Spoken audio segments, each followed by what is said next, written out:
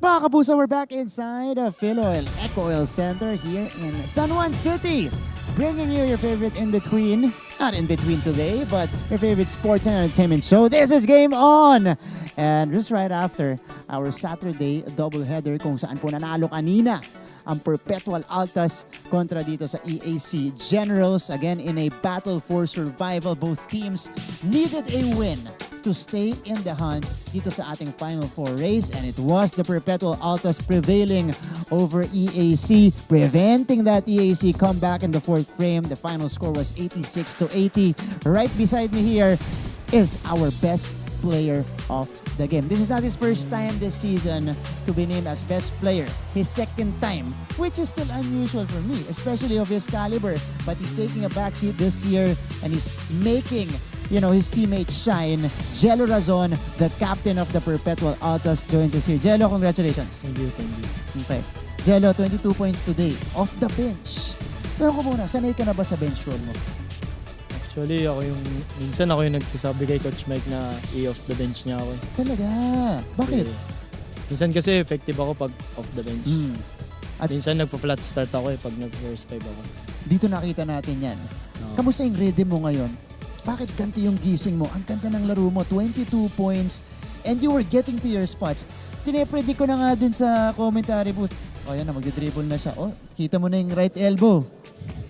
Alam mo yung titira na yan at laging pumapasok para sa'yo. Iba ang gising mo ngayong araw na to. Siguro, ganun lang din kasi talaga yung ginagawa ko sa ensayo. Ginagawa ko sa ensayo kaya siguro nagre-resulta sa game.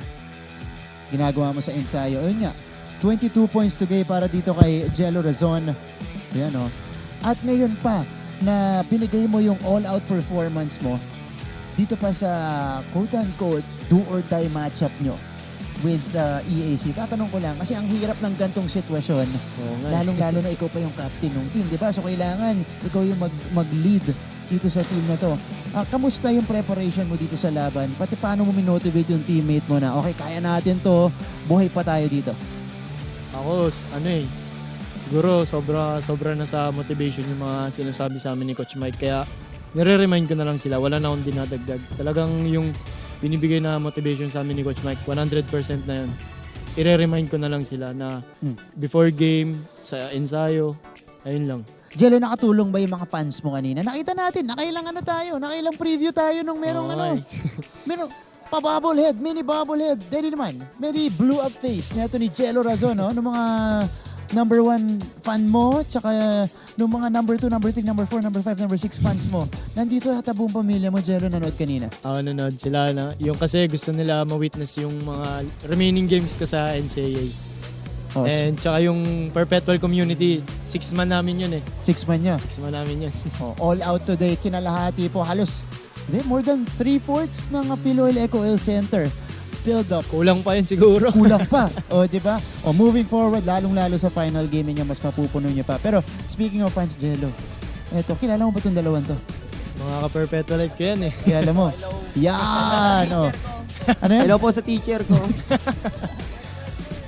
Hello po. In fairness sa'yo, inuna mo yung teacher mo bago mo pinakilala yung sarili mo. Sige, pakilala naman kayo dito kay Idol Jello nyo. Idol, ako pala si Jamir. Estimate ko po. Last nyo. My name is Christian po. Ang pinaka-pogi ng Berks. Kaya pala eh. Pag po naglalaro kayo. Ang sakit na ulo ko dito kay Quiz. Naka-shades! Go Pets. Sakto lang. Nagustuhan nyo ba yung performance kanina ni Siyempre po. Jello? Sobrang galing po ni Siyempre, Idol. Nilalabas Grabe niya yung sekreto shooting. na Night to. Night! Kayo pala to! Yes po. Di ba? May night-night version. Nakasalamin pa. Siyempre po sa porta. Grabe yung supporta ninyo today. Galing pa kayong Las Piñas, so bibigyan Yes namin po, kayo yes po. ng chance ang magtanong sa idol ninyo si Jello Razon. Meron ba kayong Idol. itatanong sa kanya? Bakit Idol nilabas mo yung sekreto na ating mga gwapo kanina? Teka, nilabas niya. Sige, ano yung sekreto na yun? Yung mga shooting style tapos mga malulupit na defense. Yan, Siyempre, kailangan na natin manalo kaya dapat labas na yung sikreto natin. Yun. Panis ang master. Iba yung kumpiyansa nito, ha? Makakakuha to ng second appearance. Hindi, lang. Okay. Ako naman po. Totoo po ba pag varsity or basketball player, babaero? Hindi yan totoo, pre. Teka hindi lang. yan. Totoo yan, ha? Huwag ka maniniwala sa mga sabi-sabi. Teka lang, pumreno ka naman. Hindi namin in-expect yun. Oh, Jello, ikaw, ano yun? Ulit yung sagot mo? Hindi yan totoo. Huwag ka maniwala sa mga sabi-sabi. Dito to. Ano masasabi mo doon? Tama, hindi totoo yun. Huwag kayong maniwala doon. Basketball player ka ba? Basketball player ka? Opo. Nagba-basketball player ka? Opo. O ba't mo nilalaglag yung mga basketball player mo? Hindi po kami babaero. Ayan, okay. So, ngayon naman, syempre may chance rin kayong magpa-picture kasama si Idol Jello nyo. Ayan, ito yung camera, pa-picture tayo. Nung huli, hindi ako kasama sa picture eh. So, ngayon, hindi na ako po-post. Sige, ganyan na lang para safe. Ayan. Ay, kasama daw ako. Thank you. Yan. Ganda. Nasa TV na ako. Love you. Maganda talaga to. Trip na trip ako ng director natin today. O, di ba? Ngumiti naman ako eh. Kinuha yung bago ako ngumiti. Pero maraming salamat sa inyong dalawa. Thank you. Thank you po. Thank Sana you. bumalik kayo. Idol, love you. Bilisan nyo, baka naiwan na kayo ng bus. Bye po. May iwan na ba kayo? Ayan na. O, sige, balik kayo ha. Balik kayo.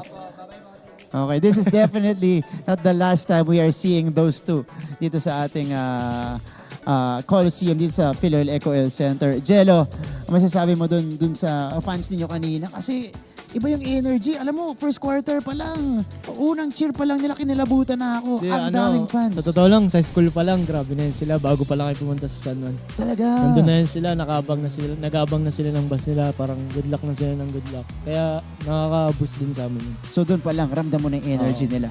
Okay, Jello, mensahe mo para doon sa mga fans na nanonood sa inyo ngayon. Una-una, nagpapasalamat ako sa Perpetual Community sa walang sawang suporta sa amin. Sana wag kayong magsawang sumuporta sa amin. And sana sa next game natin is punuin natin yung San Juan para walang makanood na iba. And pwede na po bumati. Pwede, And binabati Jello. ko yung Tamay family, kay Boss Alta. Maraming salamat po sa walang sawang suporta sa buong team. And sa mga player po na binibigyan nyo ng opportunity katulad ko. And sa family ko, kay mama, kay papa, sa mga pamangkin ko, kay Gio, kay Shikai na sa girlfriend ko, hi and I love you and ingat ka sa training and ayun lang po. Tamis. Kita mo naman. 22 points today. Jello, congratulations. Thank you. At good luck sa next game ninyo. Thank you. O yan, Perpetual, big matchup next week dito. Hindi, this coming week against the San Sebastian Stags for their final game in the elimination round. More to come here on the show. Huwag kayong alis. Magbabalik po ang Game On!